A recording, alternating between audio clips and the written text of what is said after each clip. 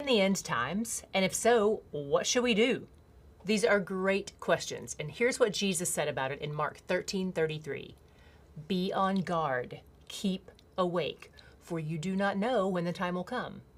Jesus is telling his disciples about some things that will happen in the future, and they have some follow-up questions.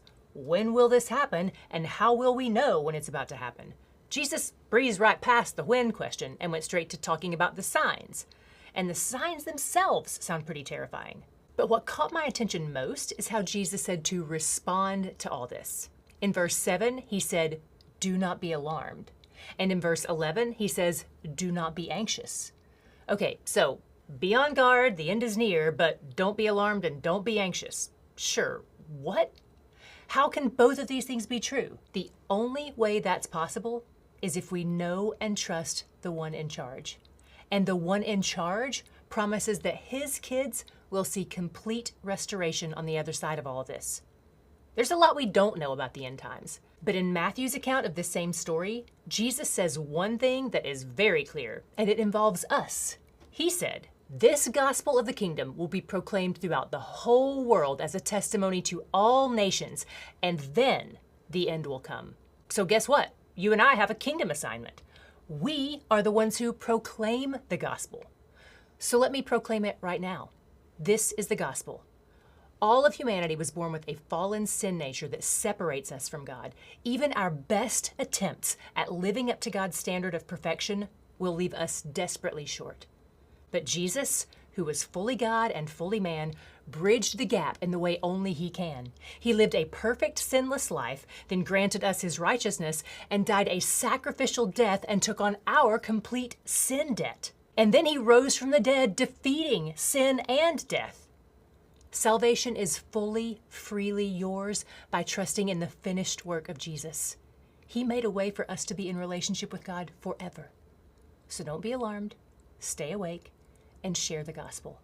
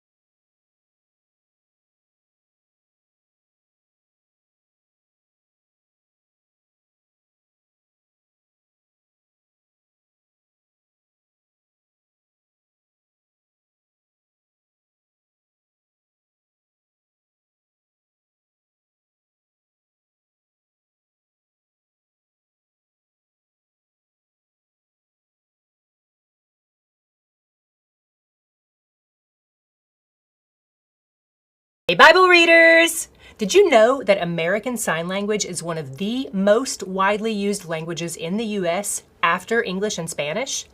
That's one reason we've made the Bible Recap available in ASL. And our full 365 TBR reading plan is now on the Bible app. We want to help people everywhere read, understand, and love the Bible. So invite your friends in the deaf community to join us as we read and recap together.